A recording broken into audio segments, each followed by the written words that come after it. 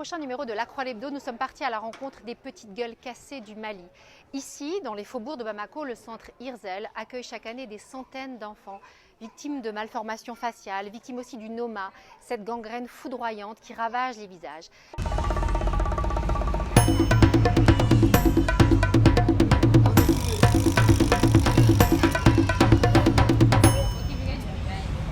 Ces enfants, il faut connaître que surtout vraiment les cas de Noma, c'est des enfants que depuis à bas âge, ils sont un peu cachés. Et puis du fait de les prendre en charge, de les opérer, ça va les faire sortir de leur tanière, hein, de faciliter leur réinsertion sociale et puis peut-être vraiment un jour aller à l'école.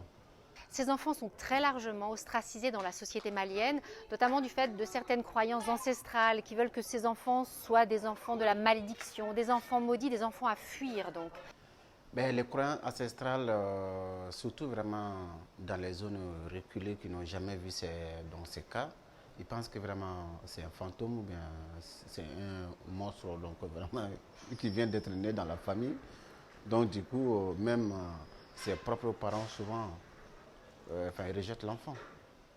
Donc maintenant avec la sensibilisation au niveau des tradipraticiens, ils commencent à comprendre que bon, voilà, c'est pas une maladie, c'est pas un monstre, c'est pas un mauvais sort qu'on a jeté à la maman lors de la grossesse.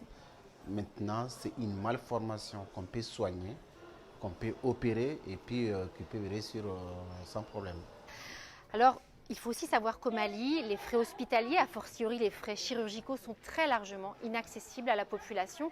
Nous avons donc cette semaine suivi une mission humanitaire composée de chirurgiens français mais aussi maliens qui sont venus les opérer avec le soutien de la chaîne de l'espoir. Alors, nous, on a besoin de soutien financier, surtout, vous avez vu le centre. Le centre a besoin vraiment d'une réhabilitation, surtout la cour du centre, on a besoin vraiment des mers, enfin des remblais, et donc pour éviter la poussière, parce qu'après les opérations, on les amène vraiment au centre. Et vraiment, dans cette poussière-là, vraiment, souvent, il y a des risques d'infection.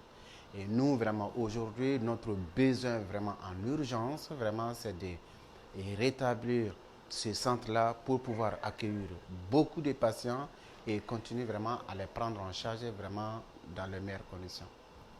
Retrouvez donc dans le prochain numéro de La Croix l'Hebdo les parcours de la petite Maïmona, d'Abdoulaye, de Mouhamadou, qui après une vie passée à être dévisagée, envisagent enfin l'avenir.